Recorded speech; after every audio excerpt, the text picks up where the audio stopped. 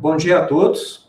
Eu agradeço aqui bastante o convite do estimado professor Ranieri Fernandes, aqui da Universidade de Grupina, para poder participar aqui com vocês dessa sexta semana integrada de Ciência e Tecnologia, cuja temática principal é a inteligência artificial. Então, hoje, eu vou trazer aqui para vocês uma questão um pouco polêmica e interessante referente à tomada de decisão por computador, notadamente com o uso da chamada inteligência artificial.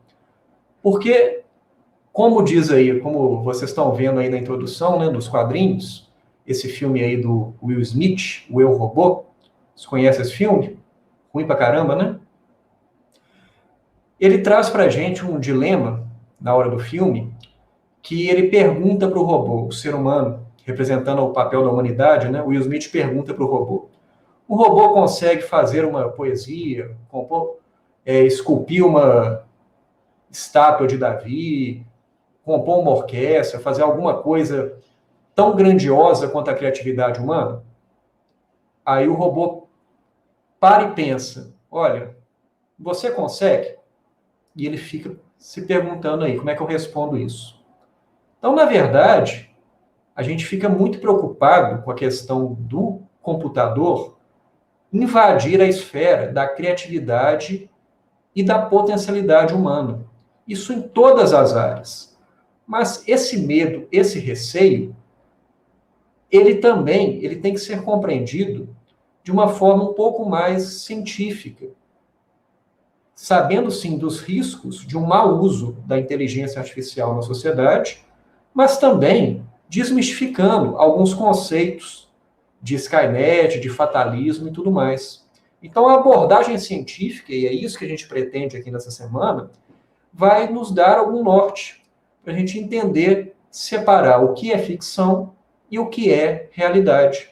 Então, a pergunta que abre aqui essa exposição, sobre se um robô consegue entender o conceito de ética e consegue encontrar a melhor decisão para dilemas morais e fazer justiça no caso concreto, a gente tem que fazer a mesma pergunta aqui do Sony para o Smith. Você consegue, ou melhor dizendo a pergunta, será que a sociedade humana, sem o uso de inteligência artificial, sem o uso de algoritmos, está conseguindo tomar decisões éticas? Está conseguindo superar os preconceitos? Está conseguindo fazer justiça? É um problema humano ou é um problema do computador? E o computador vai ajudar ou vai atrapalhar essa tarefa de melhorar a sociedade e tornar a tomada de decisão humana mais justa? Isso é que nós vamos pensar aqui hoje. Então, primeiro, pessoal, a gente acha que computador, né, computação, é uma coisa muito recente, né? Século XX. Mas, na verdade, a origem do termo, né, do latim computare, mostra que essa tarefa de contar, somar, agrupar, ou mais precisamente, processar dados, já era um conceito bem antigo da humanidade. Computare quer dizer contar. E dígito vem remetendo a dedo, né? Qualquer número menor do que 10, a matemática clássica aí. Então, antes de existir algum computador moderno, esse notebook, um celular, já haviam tarefas de computação, mas realizada por seres humanos, por meio de ábacos, por meio de registro de livro, por meio de tabuletas, por meio de conta de padaria mesmo, papel e caneta. Então, essa tarefa de organizar os dados produzidos pela sociedade e fazer a operação de processamento desses dados já eram realizados por seres humanos. E, posteriormente, assim como o ser humano inventou máquinas para melhorar o processo produtivo de algumas tarefas de transformação da natureza, por exemplo, o carro para deslocar mais rápido, a retroescavadeira, que hoje está na moda aí, né? Para alterar, para demolir coisas mais rápido, para retirar objetos, terra, árvore. da frente do caminho do progresso. A computação também passou a ser desenvolvida com auxílio de máquinas. Só que não são mais aquelas máquinas energéticas, né? Uma máquina que vai substituir a força física do ser humano. A tarefa de computação, uma tarefa intelectual, vai ser agora realizada com o auxílio do computador no todo ou em parte. E como o computador consegue fazer isso? De simular, de certo modo, o processo de decisão humana.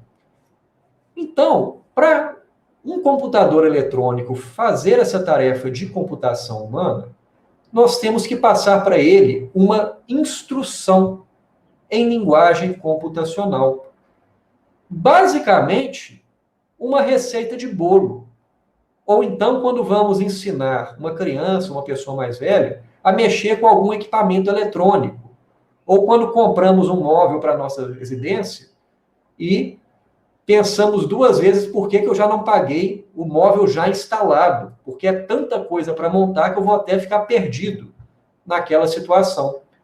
A receita de bolo, um passo a passo para ensinar uma criança ou uma pessoa mais idosa a utilizar um telefone celular, por exemplo, ou você montar um móvel a partir de um manual de instruções, na verdade, é um processo de algoritmização do trabalho.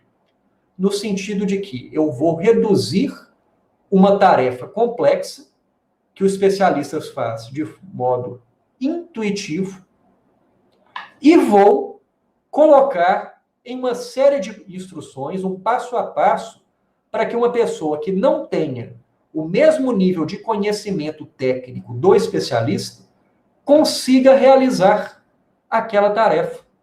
A esse passo a passo, nós podemos tanto ensinar a criança a utilizar o equipamento eletrônico, ensinar uma pessoa não especialista a montar um móvel pré-moldado, ou, no caso aqui do professor, né, que não sabe nem fritar um ovo, teoricamente se espera que, se tiver uma receita para ele seguir, e ele seguir o passo a passo daquela receita, alguma coisa minimamente decente vai sair da cozinha.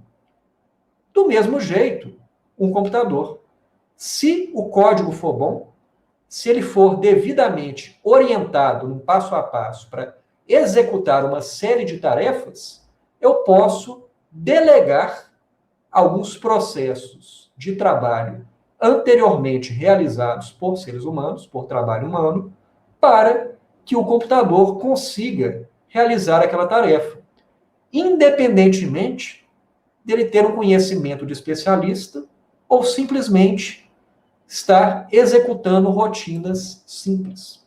Então, não estamos falando ainda de inteligência artificial, mas na algoritmização de tarefas, que serve tanto para os computadores humanos ou eletrônicos. Além desse processo de computação e algoritmização, outro fator relevante para a gente compreender como funciona a inteligência artificial é o conceito dos dados, que, pela definição aí da OCDE, são observações registradas que podem ser transformadas em informação, no sentido de que eu vou captar um conjunto de dados e extrair dele alguma informação, algum conteúdo que vai ter alguma utilidade para o ser humano. Por exemplo, vocês estão vendo aí essa palestra por meio de dados que estão sendo transmitidos aí pela internet, que foram digitalizados. Minha imagem e a minha voz que vocês estão ouvindo foram produzidos em meio físico e, a partir do momento que eu produzo em meio físico e tenho mecanismos de medição e coleta desses dados para transformar a questão da imagem e a voz em dados binários, dados eletrônicos para o computador por meio da câmera e do microfone, esses dados são transmitidos pela internet, decodificados no dispositivo de vocês, e vocês conseguem extrair alguma informação desses dados. Espero que seja uma informação valiosa. Então, a coleta e o registro dos dados, ela pode ser feita por percepção dos sentidos ou por processos de medição. E a gravação deles, né, pode ser por impressão de símbolos no suporte material, que pode ser físico ou eletrônico, pode ser um papel ou pode ser na forma de dados. Mas, como a imagem abaixo demonstra para vocês, não basta ter um registro e nem a coleta. É preciso que essa informação seja estruturada de modo que seja compreensível, tanto pelo ser humano quanto pelo computador, dependendo do caso, para que ele entenda aquelas informações, aqueles conjuntos de dados e possa extrair a informação valiosa que torne-se aquela massa de dados dotada de algum sentido. Então, esses hieróglifos aí do Egito Antigo, eles são inteligíveis. A gente não consegue, ou consegue, entender o que significa isso. Não sem uma tradução. Basicamente, o mesmo problema que eu tenho quando eu vejo alunos mandarem alguns emojis com berinjelas aleatórias e coisas do tipo. Não faço nem ideia do que significa. Mas os emojis de hoje, assim como os hieróglifos do Egito Antigo, eles são um conjunto de dados que passam alguma informação. Então, sendo informação, eles produzem efeitos na vida cotidiana. Então, esse conjunto de dados, ele demanda o que a gente vai chamar de tratamento de dados. E a função hoje de muita gente que vai mexer com estatística, com a chamada data science, vai se preocupar na estruturação desse conhecimento, dessas informações. Os dados tratados e combinados vão virar informação. A informação aplicada para algum objetivo vai virar conhecimento. Esse conhecimento gera novas informações e depois um novo conjunto de dados se alimentando nesse ciclo. Então, o conhecimento que está aqui na minha cabeça de forma desestruturada, um conhecimento implícito, a partir do momento que eu coloco esse conhecimento aqui em áudio e vídeo, eu consigo estruturar esse conhecimento de uma forma mais inteligível. Ele deixa de estar na minha cabeça e passa a ser disseminado, registrado esses dados no suporte material, que vai transmitir essa informação e possibilitar que esse material transforme em conhecimento novo para cada pessoa que estiver ouvindo e trabalhando esse material.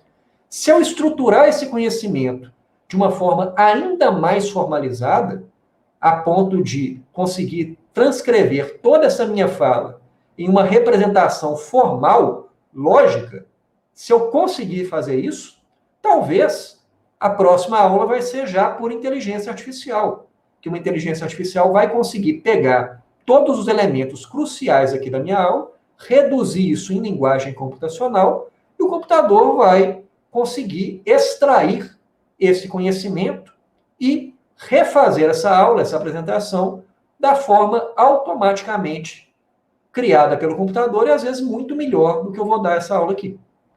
Então, o conhecimento, ele caminha de uma fase desestruturada, o conhecimento implícito, para um conhecimento cada vez mais estruturado. Por isso que esses dados têm muito valor de mercado hoje em dia.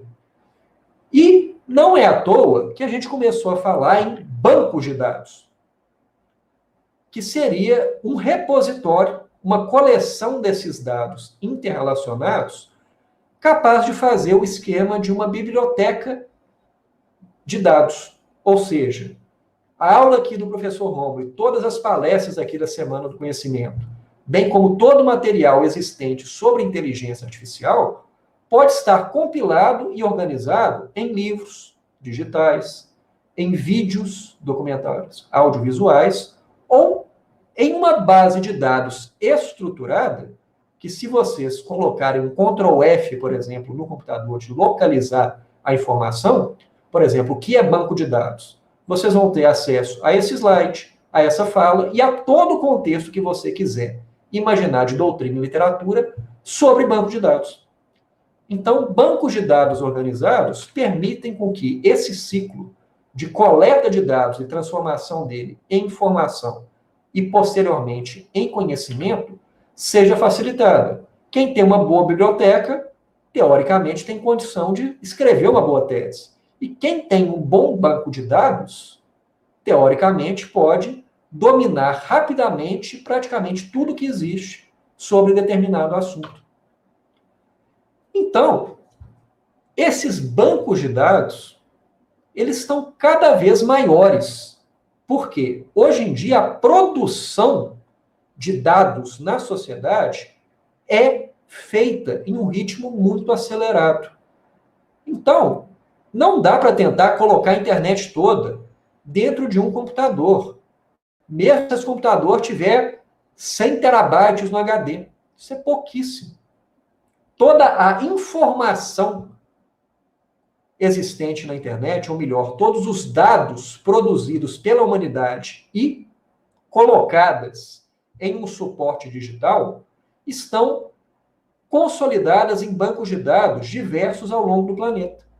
Então, as ferramentas que irão buscar essa informação na rede já estão em um estágio superior aos bancos de dados tradicionais. É o que a gente chama do Big Data. Ou seja, hoje em dia, todo o conjunto de dados está na internet, assim como os peixes estão no mar, ou na analogia, o petróleo está debaixo da terra. Vai ganhar acesso a essa mina de ouro, a esse recurso, quem conseguir desenvolver ferramentas para extrair informação valiosa dentro desse oceano do Big Data. E para vocês terem ideia do que acontece em 1 minuto de internet, como estamos produzindo dados de forma cada vez maior e mais rápida, esse relatório do ano passado, já deve ter até saído desse ano também, mostra o que acontece em 1 minuto de internet.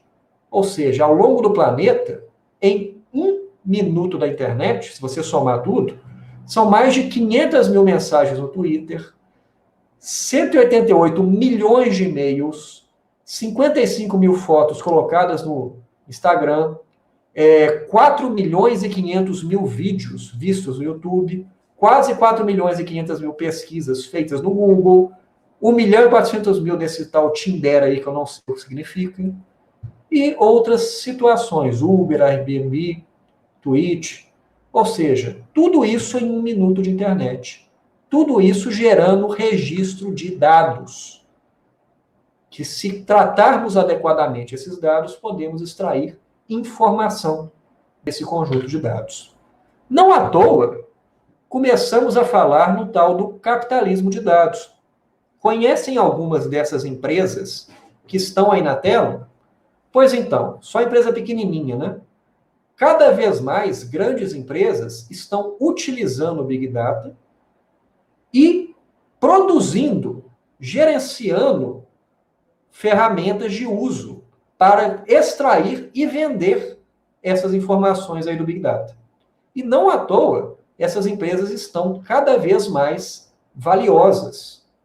Esse gráfico de 2018, hoje, nesse cenário aí de 2020, pós-pandemia, deve ter até mudado mais ainda esse equilíbrio, demonstrou que as 5 maiores empresas de tecnologia dos Estados Unidos, a Apple, a Amazon, a Alphabet, que é a dona do Google, né?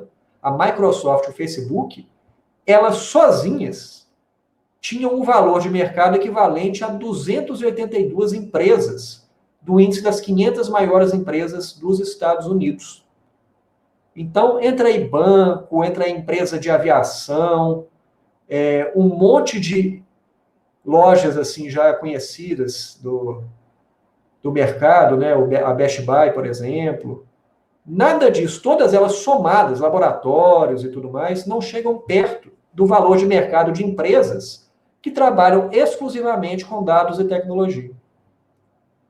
Então, essa informação qualificada e saber extrair informação desses dados tem muito valor. E a gente tem que se preocupar, hoje em dia, com esse dilema colocado aí na tirinha, né? Se nós não estamos pagando para utilizar, nós não somos o cliente.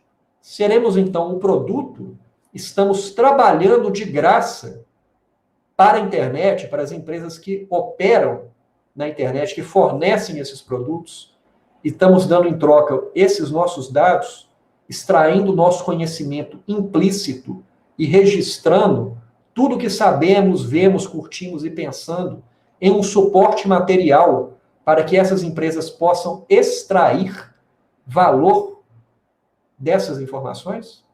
Essa será a regra do jogo? Então, é nesse contexto que começamos a falar na disrupção. A partir do momento em que os dados são produzidos e armazenados em tempo real, em suporte digital nas nuvens e servidores da internet, essa informação qualificada, traduzida em processo algoritmizável para que computadores possam trabalhar esses dados e extrair informações valiosas, nós começamos a reinventar todo o sistema produtivo. Através do fluxo de dados e de ferramentas para trabalhar o uso desses dados, nós cada vez menos precisamos de intervenção humana e de capital, no sentido clássico da palavra. O capital de dados permite tanto o acesso à informação quanto a conhecimento, quanto a controle da produção. Se eu digitalizo tudo, eu não preciso mais ter a cópia física. E se tudo é digitalizado, eu tenho sistemas de computação para trabalhar o fluxo desses dados e os processos de trabalho, eu também não preciso mais de pedir o conhecimento do especialista humano. Eu não preciso mais de ter um montador do móvel. Eu mando esses dados coletados para que o algoritmo faça o trabalho. Assim como eu mando o móvel pré-moldado para que o próprio consumidor monte aquele móvel. E esse é o atual cenário do capitalismo moderno da segunda década aí do século XXI. E é nesse contexto, pessoal, que surge a chamada inteligência artificial relacionada aí ao Big Data. Por quê? A partir do momento que temos uma cada vez maior evolução da capacidade de processamento dos computadores, o celular que vocês estão aí com vocês é milhões de vezes mais potente do que os computadores que levaram o homem à Lua. E vocês utilizam aí para ficar vendo rede social e jogando Among Us, que eu sei. Então, basicamente, olha como a situação evoluiu da década de 70 para agora a metade aí dessa década. O gráfico vai até 2015. Então, olha a capacidade de processamento que as máquinas têm hoje. Você junta isso com o fluxo de dados da internet e você passa a mudar o equilíbrio do desenvolvimento dos sistemas automatizados. Então, se antigamente era melhor apostar em sistemas estáticos que vão coletar esse banco de dados e vender um pacote fechado, olha, se você quiser ter acesso ao conhecimento aqui acumulado, você tem que comprar a Enciclopédia Britânica, em meio físico ou meio virtual. Tudo aqui fechadinho. Esse era o pacote. O desenvolvimento de software era de coletar as informações e criar mecanismos, algoritmos de aprendizagem para buscar a informação nesse banco de dados. Então, você tinha uma interface que o computador chegava até certo ponto. E o resto era o ser humano que ia trabalhar nele. A partir do momento que você conjuga capacidade grande de processamento pelo computador e um fluxo de dados tão gigantesco que não pode ser mais gerenciado por mecanismos tradicionais de banco de dados, você tem que varrer a nuvem em torno desse Big Data, você torna o chamado aprendizado profundo, Deep Learning, e a necessidade de algoritmos que aprendam sozinho, chamado processo de machine learning ou aprendizado de máquina, se torna mais desejável e eficiente do que trabalhar na lógica antiga, que fica obsoleto muito rápido. A Wikipedia, com todas as suas limitações, ela vai atualizar 300 mil vezes mais rápido do que a enciclopédia tradicional. Isso é bom ou ruim? Tem vantagens e desvantagens. Mas para dar conta de acompanhar o ritmo da sociedade, o ser humano não dá conta sozinho. E nem os algoritmos antigos. É necessário ter instrumentos capazes de analisar esses dados e extrair informação relevante sem intervenção humana.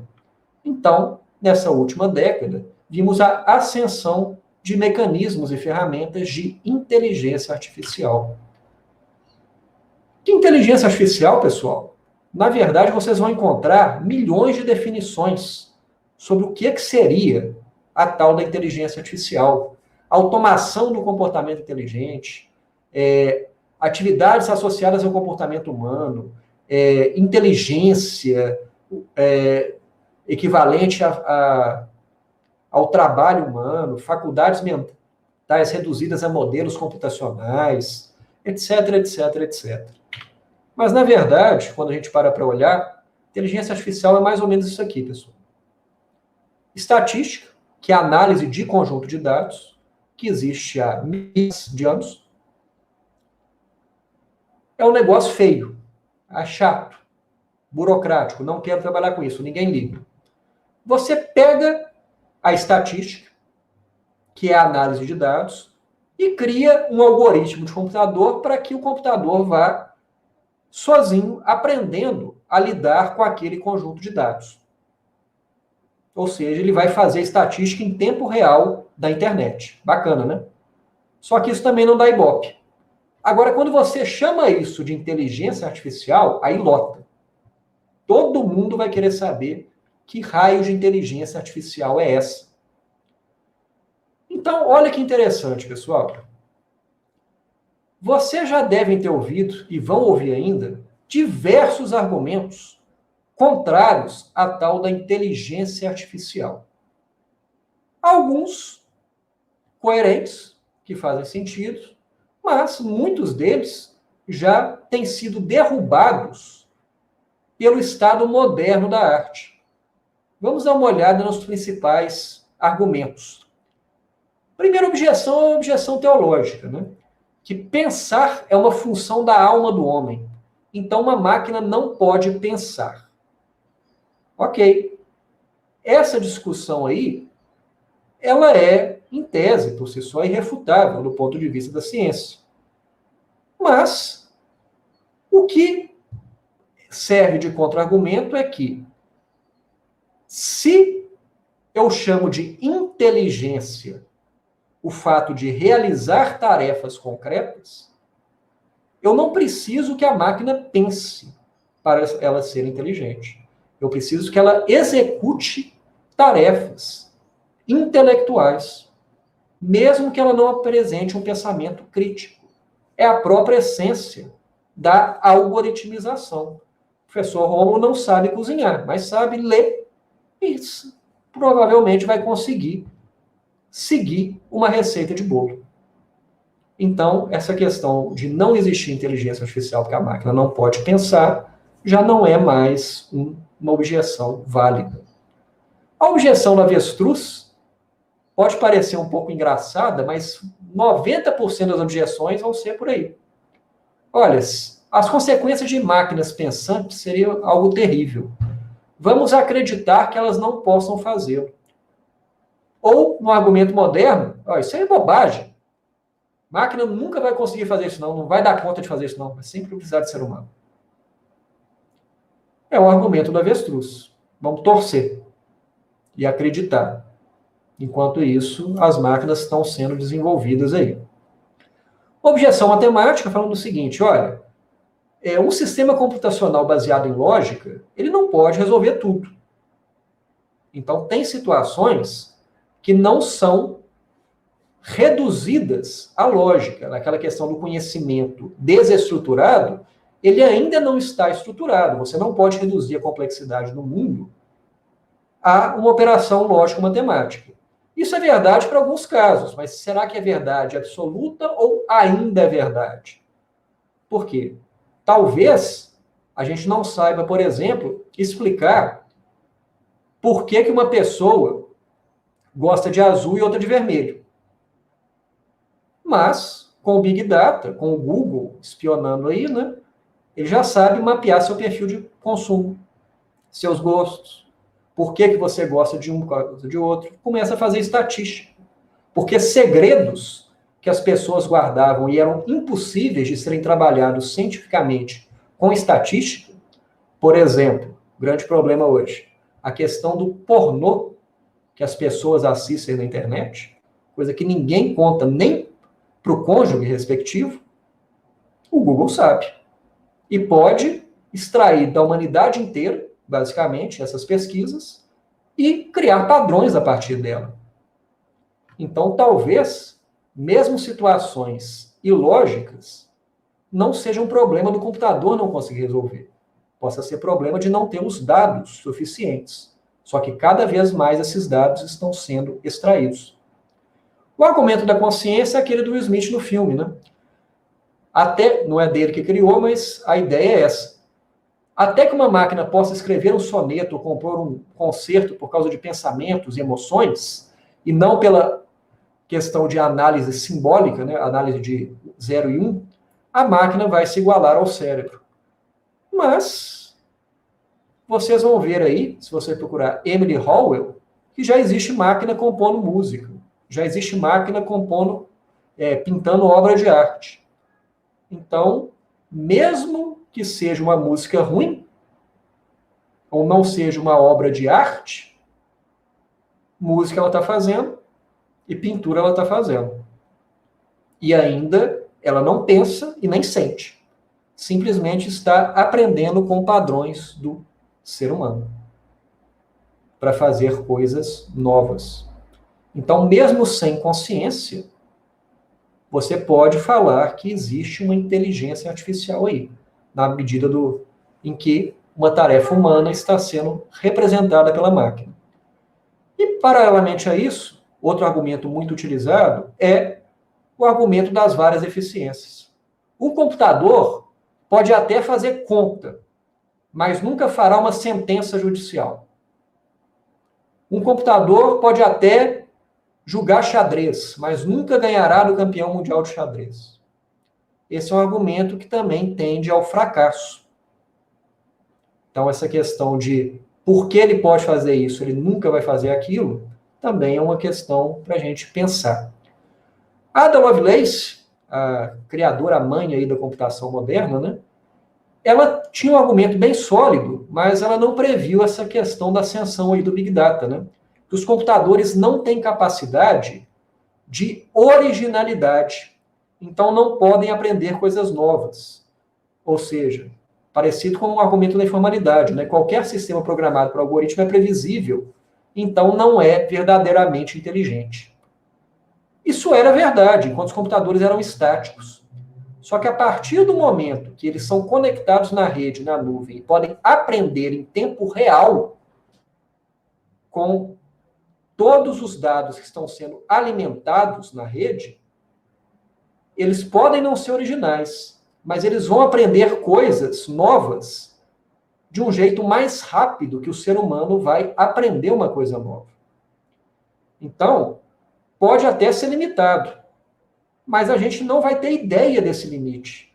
É como o universo. Para nós, para todos os efeitos, ele é infinito. Então, se o computador não for original, mas ele conseguir, em tempo real, saber o que cada ser humano na Terra está pensando e inventou de novo, ele é mais inovador do que qualquer ser humano individualmente considerado. Os outros argumentos, né, do sistema nervoso, que o pensamento é mais complexo do que pulsos elétricos entre neurônio, e que o computador não pode praticar telepatia, né, cai naquele mesmo problema aí da objeção teológica. Essas questões aí sobre abstração do pensamento, realmente ela é uma questão um pouco mais teológica, que foge um pouco aí da nossa abordagem concreta. E o último argumento é o argumento Elon Musk. A inteligência artificial é perigosa e deve ser proibida. Da época que o Elon Musk ainda tinha o cérebro dele aí intacto, né? Ainda não estava com alguns pensamentos complicados que ele tem hoje, né? Então, o alerta dele é que a inteligência artificial é perigosa e a solução para ela deve ser jurídica, tal qual a bomba atômica existe, mas ela não é utilizada por uma série de decisões humanas e não tecnológicas. Então, pessoal, o desafio da inteligência artificial é saber de qual tipo de inteligência artificial estamos falando.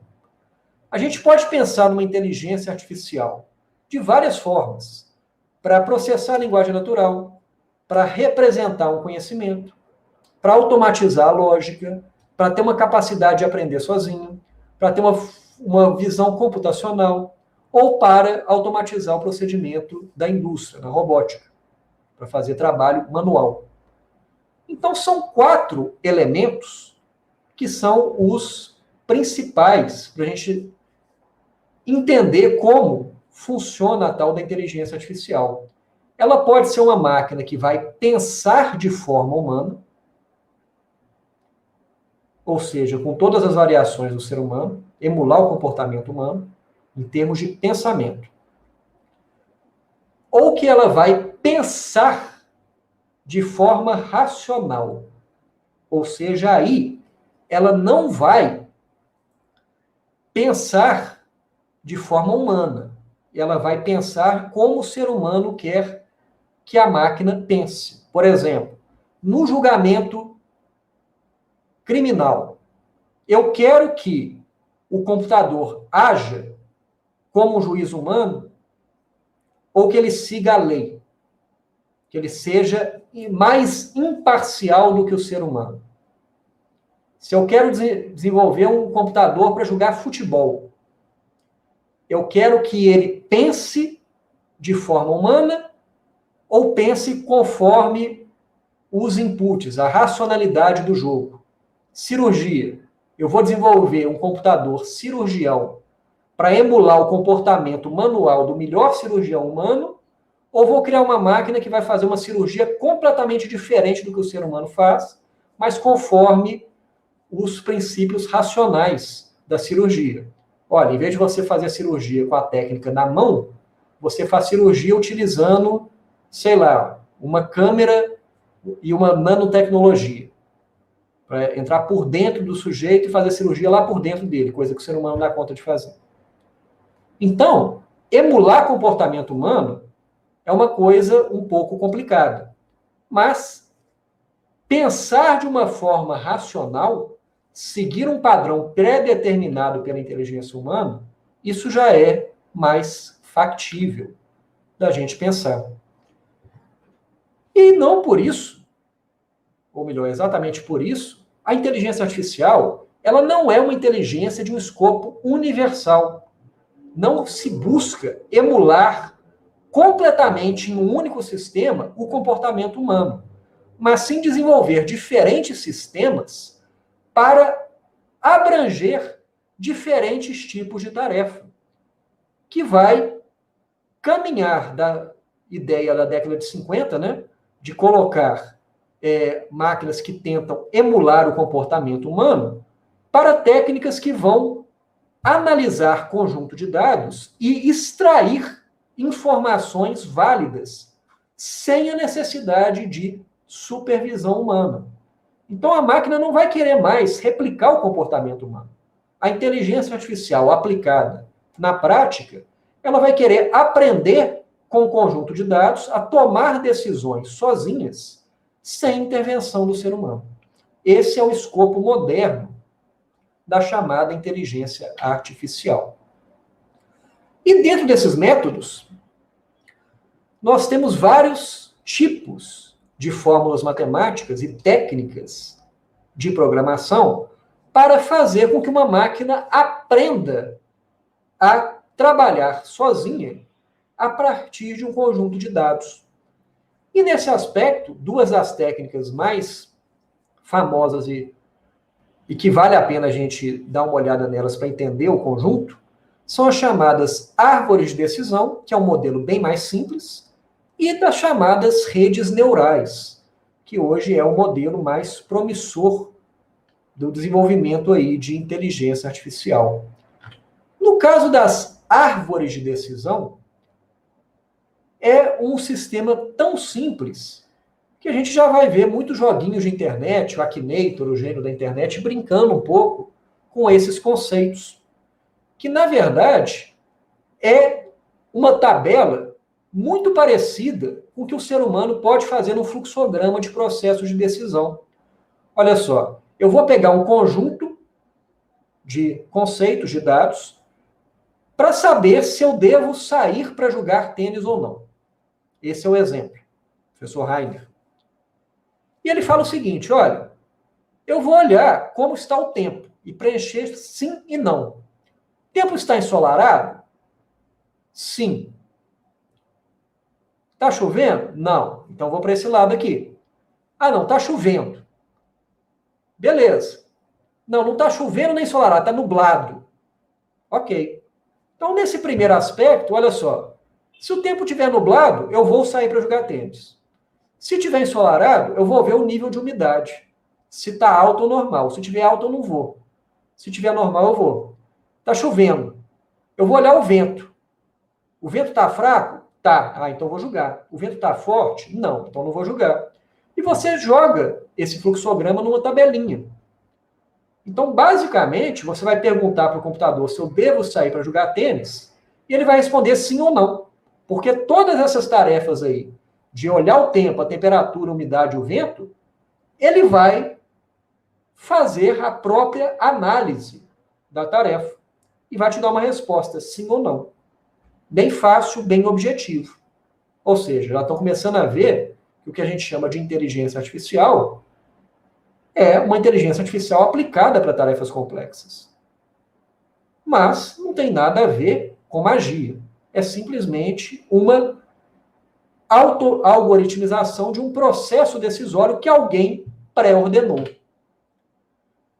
Agora, no caso das redes neurais, a coisa funciona um pouco mais de forma mais complicada. Mas faz algum sentido. Por quê? Porque nem sempre eu vou ter os dados tão estruturados quanto na árvore de decisão. E também eu posso ter alguns problemas na árvore de decisão. Por exemplo, o que é um vento forte? O que é um vento fraco? 10 km por hora é um vento forte ou fraco para jogar tênis?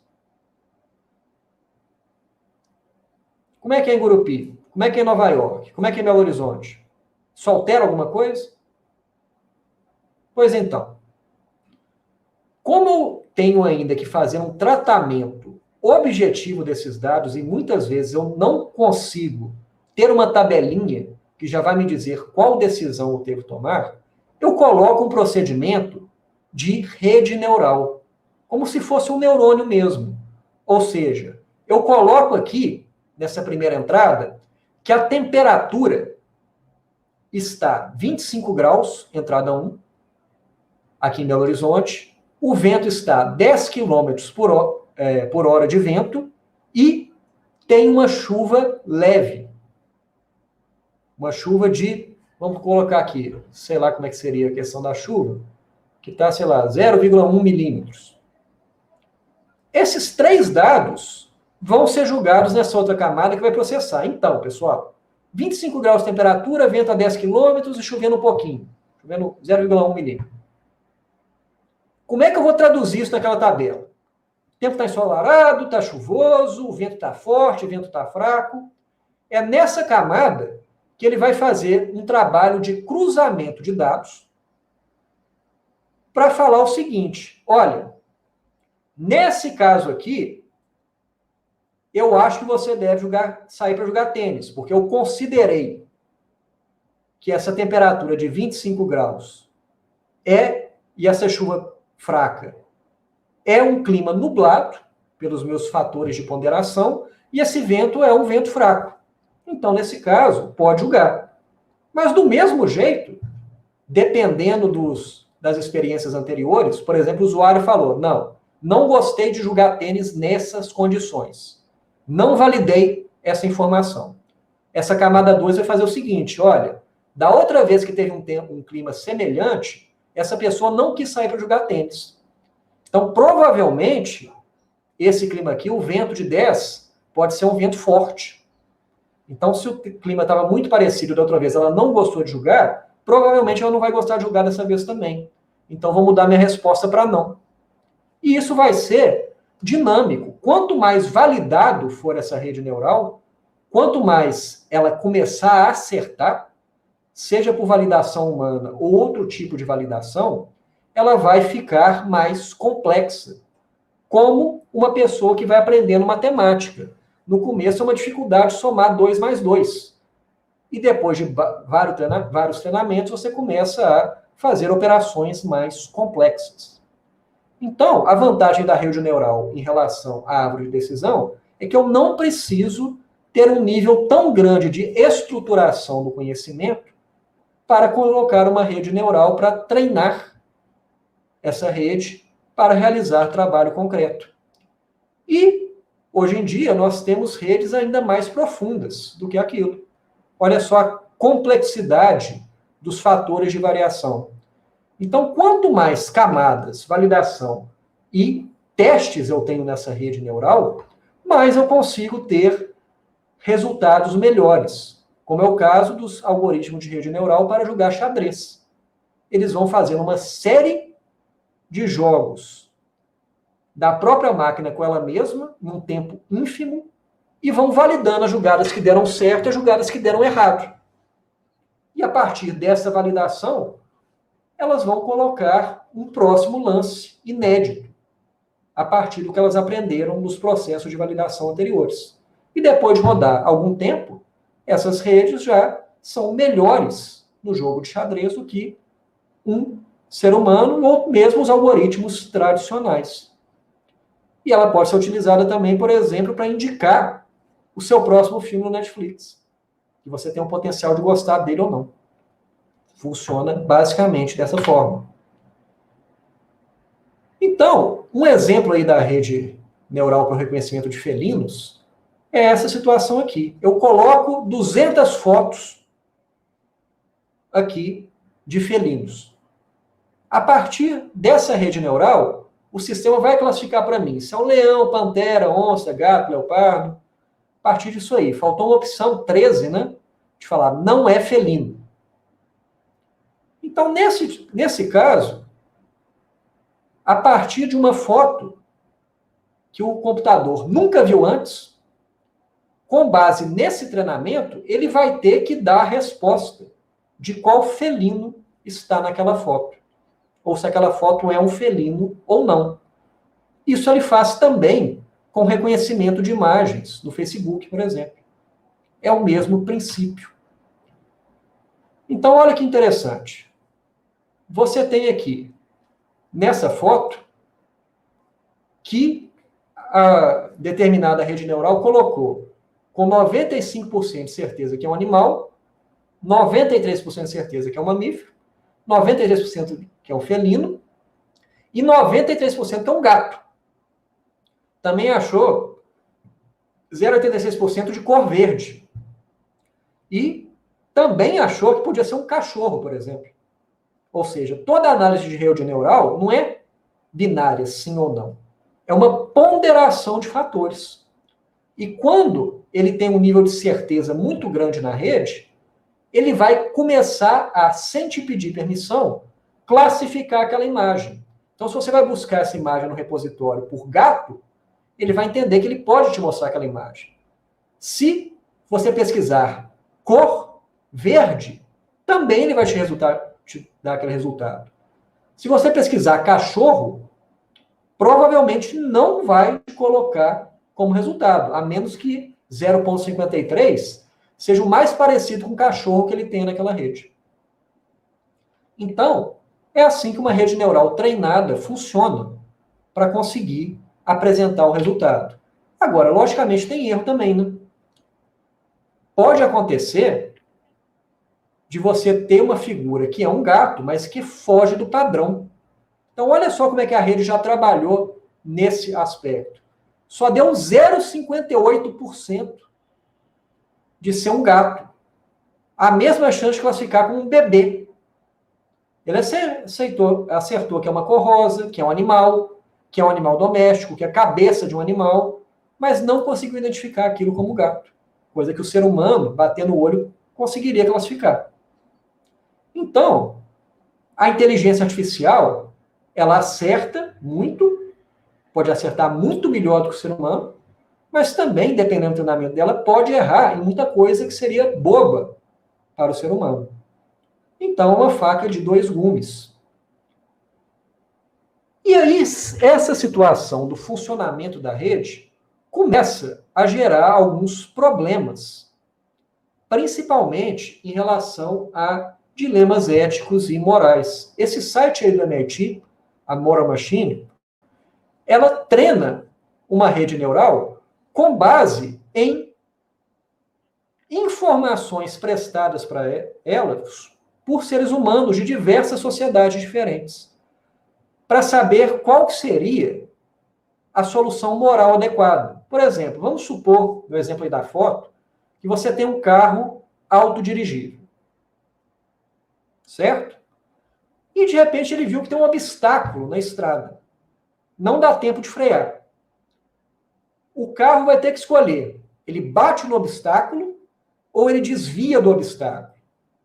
Só que se desviar, ele vai ter que atropelar alguém. Quem que ele vai atropelar? O homem, a mulher, o menino, a menina ou o bebê? Tem resposta para isso? Tem resposta ética para isso? É a pergunta do Will Smith lá para o Sony de novo. Qualquer ser humano vai ficar engasgado de dar uma resposta. O que ele faria nesse caso? Então, o que o MIT fez?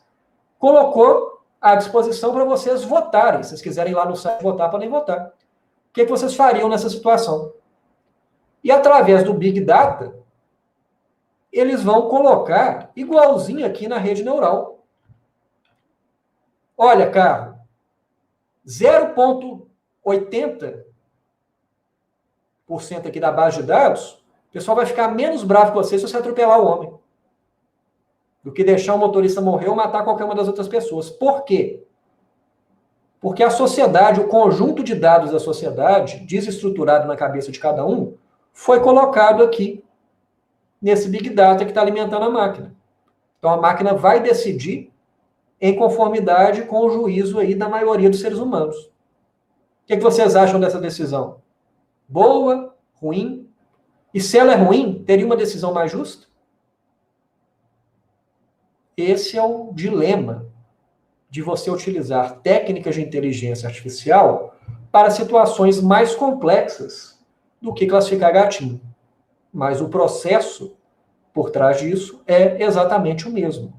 A rede vai ponderar em todas aquelas camadas qual que seria a decisão do sistema em relação a esse dilema moral. Então, pessoal, qual que é o problema disso para a sociedade? A grande discussão é: a tecnologia é neutra? Por quê? Tudo bem, a gente tem meios estatísticos de demonstrar se aquela rede foi bem treinada ou mal treinada. Só que quem vai definir, por exemplo, se o reconhecimento facial vai ser utilizado para perseguir opositores políticos? Ou se ela vai ser orientada para, por exemplo, classificar pessoas mais atraentes do que as outras, para fins de oportunidade de emprego, ou se vai ser utilizada com viés racista. Isso pode acontecer de forma consciente ou inconsciente. Mas como o Verbeek fala aqui, nenhuma tecnologia é moralmente neutra. A partir do momento que ela entra no mundo, ela muda a nossa maneira de pensar e de agir. Por exemplo, Alguém hoje procura alguma informação em um buscador que não seja o Google, como primeira referência? Você condiciona o comportamento da pessoa. Outro exemplo. Vocês lembram de número de telefone fixo? Alguns mais velhos de guerra aí vão lembrar. Os mais novos provavelmente não. E mesmo quem é mais antigo, como é o meu caso, vai lembrar de pouquíssimos números de telefone celular. Por quê? A partir do momento que veio o telefone celular, veio a agenda. Então, eu não preciso mais ter aquele processo cognitivo de saber o número de telefone de cabeça. Então, a tecnologia molda os nossos comportamentos. Polarização política e fake news entram também nesse debate. Então, qual que é o desafio da pesquisa científica em relação a isso? É projetar uma moralidade funcional. Ou seja, no design das tecnologias, eu já me preocupar não só em desenvolver uma tecnologia que resolva o problema, mas uma tecnologia de inteligência artificial que seja previamente pensada para não gerar novos problemas, para ter um controle de interesse público aí sobre os algoritmos e os serviços prestados pela internet. A grande briga hoje dos governos com Google, Amazon e Facebook, interferência em processos políticos, proteção de dados, tudo entra na necessidade de você ter um controle do design e do uso das ferramentas de inteligência artificial. Então, Luciano Fioriti, que já foi colocado aí como filósofo do Google, né, que prestou muito serviço para eles por muito tempo, ele fala de um novo ramo do conhecimento chamado de ética digital, que basicamente é uma área de estudos que vai pensar em estudar e categorizar os dilemas morais referentes à coleta de dados, criação de algoritmos e uso da estatística dos algoritmos, para a gente começar a pensar em qual seria o uso ético, tanto de coleta de dados, quanto de tratamento de dados, quanto desenvolvimento de sistemas. Por exemplo, vamos utilizar deepfakes. Boa ou ruim essa tecnologia? Se começar a ser utilizada para mentir, fazer vídeo falso de políticos, ou então, como foi noticiado atualmente, de colocar a inteligência de deepfake para tirar digitalmente roupa de mulheres em redes sociais, fazer nudes falsos gerados por inteligência artificial. Então, o uso ético é importante para a gente ter acesso a ver quais ferramentas podem ser eticamente desenvolvidas ou não. E se ferramentas antiéticas forem desenvolvidas, ter instrumentos para disseminar instruções para minorar esses danos. A própria rede deixar de validar nos seus algoritmos esse tipo de solução, ou realmente tirar da rede tudo que possa ser utilizado de modo danoso. Então, esse dilema é algo que é um desafio muito grande no campo do direito e das ciências humanas, que tem cada vez mais que trabalhar juntamente com os desenvolvedores da tecnologia para conseguir pensar em soluções éticas e justas, para que a tecnologia realmente possa servir para melhorar a sociedade e os anseios de justiça, e não ser utilizado de forma inconsequente, gerando sim ganhos econômicos e sociais, mas a que custo? A que externalidade que estamos conseguindo ter?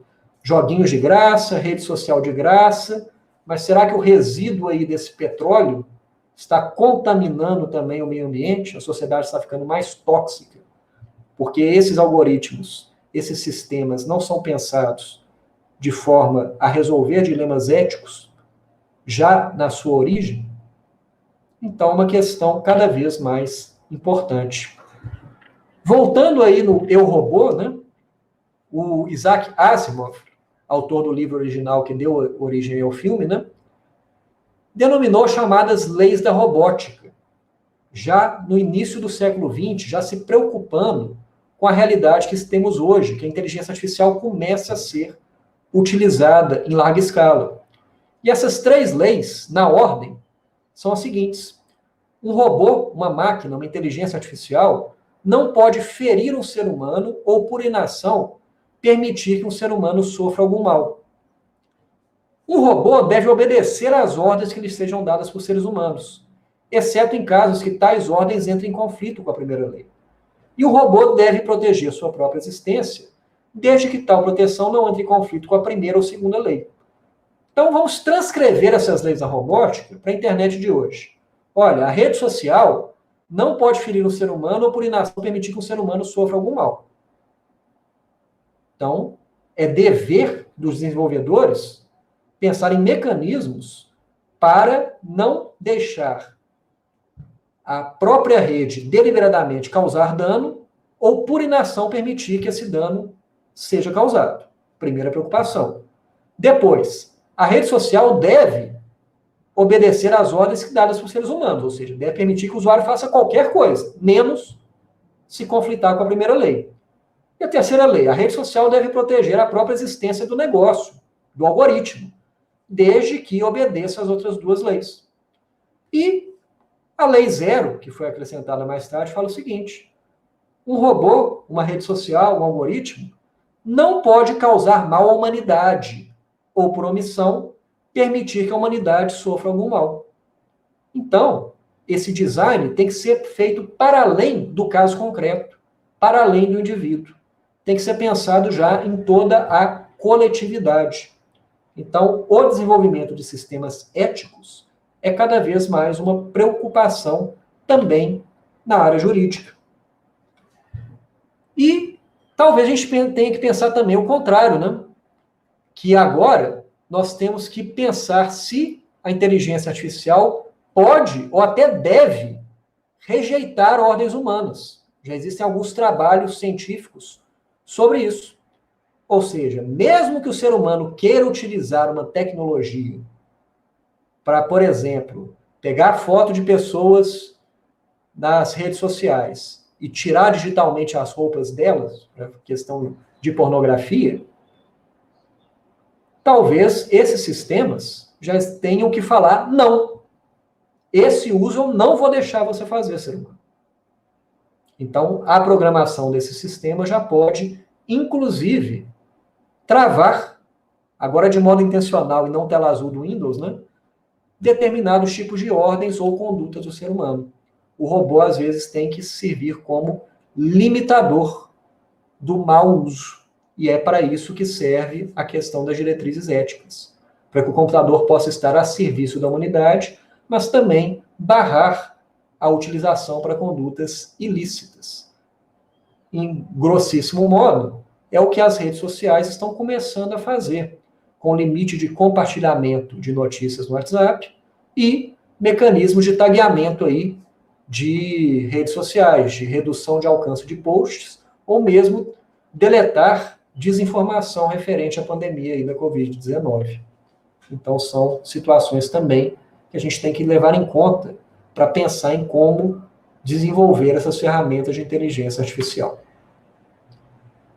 Então, o desafio hoje, principalmente na comunidade europeia, é desenvolver uma inteligência artificial confiável, ou seja, cujas bases sejam os princípios éticos de respeito da autonomia humana, prevenção de danos, equidade e explicabilidade, ou seja, tentar ao máximo fazer com que as ferramentas de inteligência artificial possam ser auditáveis para saber se ela está sendo enviesada ou não, se ela está apresentando falhas no processamento ou não. Então, uma inteligência artificial de confiança, confiável, né, teria que pensar nesses 4 princípios éticos. E, além disso, requisitos essenciais, técnicos e não técnicos, para o seu funcionamento. Por exemplo, permitir a ação e a supervisão do ser humano, basicamente o que acontece no avião, né, que tem as ferramentas automáticas, mas tem um piloto para tomar uma decisão humana se necessária, solidez técnica e segurança para evitar um hacker ou uso mal intencionado, respeito à privacidade e governança dos dados, a proteção dos dados pessoais, a transparência, nos termos aí também de concretização do princípio ético e da explicabilidade, o respeito à diversidade, não discriminação e equidade, ou seja, os algoritmos têm que funcionar de modo a respeitar princípios jurídicos de não discriminação. Por exemplo, um algoritmo ele deve dar a questão de seleção de currículos, por exemplo. Deve focar nos aspectos técnicos objetivos, e não na origem do candidato, do bairro que o candidato mora, na cor de pele da pessoa, no gênero, no sexo da pessoa. Coisas que são dados também, que podem alimentar as redes neurais, mas que não devem alimentar esses sistemas. Porque mesmo os dados existindo, esses dados não são relevantes, ou pelo menos não deveriam ser relevantes, para analisar qual que seria o melhor currículo. É a concretização do princípio da não discriminação. O bem-estar da sociedade e do meio ambiente e a responsabilização civil de quem utiliza ou desenvolve ferramentas de inteligência artificial que não são confiáveis. E, depois de feito esse processo de design, ver como é que essa inteligência artificial vai ser confiável quando for colocada em atuação, em processamento. É esses os termos da Resolução 334 do CNJ, editada esse ano, que fala que o desenvolvimento de inteligência artificial no âmbito jurídico tem que observar esses princípios éticos e, notadamente, a diversidade em seu design e, constantemente, um monitoramento para ver se essa inteligência artificial está funcionando bem ou se está, aos poucos, sendo enviesadas e apresentando comportamento não esperado. Então, basicamente, pessoal, a fórmula é essa. Você vai ter que sempre pensar nesses 7 princípios: ação e supervisão humana, solidez técnica e segurança, privacidade e governança dos dados, transparência, diversidade, bem-estar social e ambiental e responsabilização, ao longo de todo o chamado ciclo de vida do sistema. Ou seja, enquanto estiver utilizando aquela versão daquele algoritmo, isso tudo tem que ser observado. Se a partir do momento que aquela inteligência artificial não estiver dando conta de cumprir essas diretrizes, eu tenho que retirá-la do mercado, fazer as atualizações ou substituir esse modelo, abandonar o ciclo de vida dele para colocar algum outro modelo no lugar. Às vezes a rede social ficou tão enviesada que ela se torna inútil. Eu vou ter que começar tudo do zero. Então, é um monitoramento constante, tanto no desenvolvimento quanto na aplicação dela para fins concretos. E por fim, pessoal, em termos jurídicos, o que fica consolidado em relação ao uso de inteligência artificial para processos decisórios, aí passando do campo da moralidade e da ética para aplicação concreta do direito, a justiça no caso concreto, são esses 5 princípios: o respeito aos direitos fundamentais, o princípio de não discriminação, o princípio de qualidade e segurança, o princípio da transparência, imparcialidade e equidade, e a inovação aqui, o princípio do sob controle do usuário.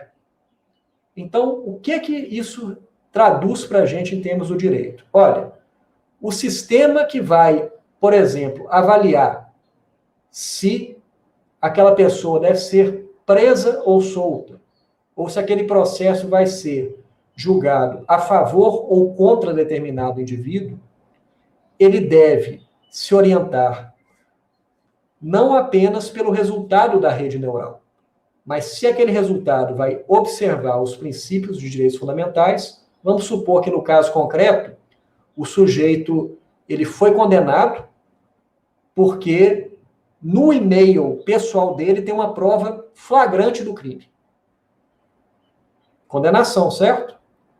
mas tem o direito à não autoincriminação. Se a prova foi ilícita, aquela decisão não pode ser utilizada como fundamento. O direito ainda prevalece em relação à verdade revelada pela prova técnica. Não discriminação.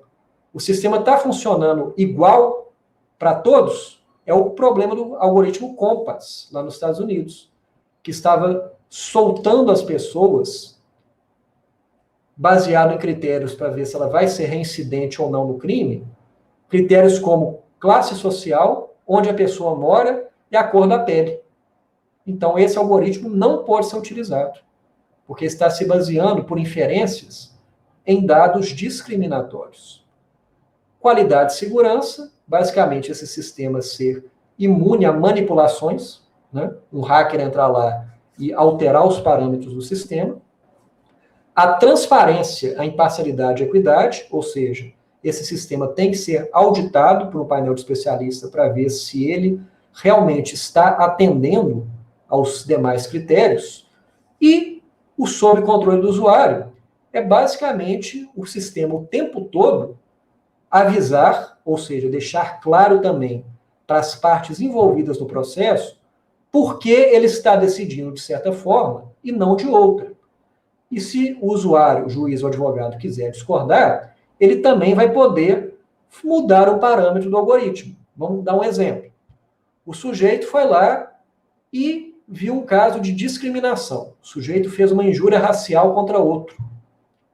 E aí o sistema falou o seguinte, olha, varrendo todas as bases de casos judiciais análogos aqui no país, o valor do dano moral nesse caso vai ser de R$8 mil. Confirma ou não, juiz? O juiz pode falar o seguinte, por que você fez isso, algoritmo?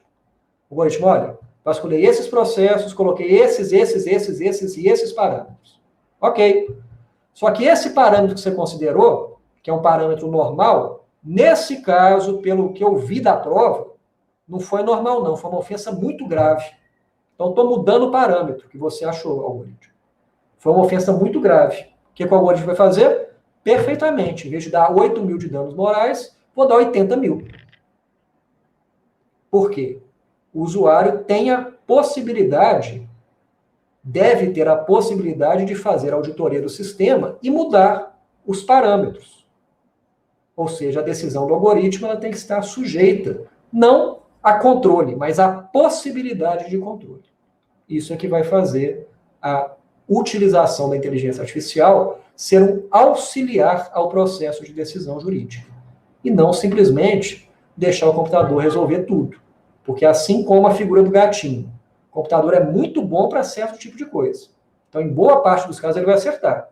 Mas pode ter algum caso que a gente não vai poder deixar ele atuar sozinho. Certo, pessoal? Então, o computador pode tomar uma decisão ética a partir do que vocês viram aqui na exposição de hoje. E você? É isso que tinha para contribuir aí, aqui com essa semana. Então, pessoal, agradeço novamente, professor Ranieri, aí pelo convite. Estou à disposição de vocês, né, aqui no e-mail, nas redes sociais, para que a gente possa continuar esse debate e a sociedade agora entrando nessa onda pós-Covid aí, nessa terceira década do século XXI, vai precisar muito de debates, de pesquisa nessa área de interlocução entre o direito e a inteligência artificial. Ou seja, como a inteligência artificial deve ser desenvolvida para melhorar a sociedade e não para piorar ainda mais o que nós temos visto por aí. Então é sempre preciso usar a tecnologia que é neutra para a potencialidade benéfica para a sociedade e contornar as eventuais externalidades negativas. Muito obrigado a todos, tenham um ótimo dia.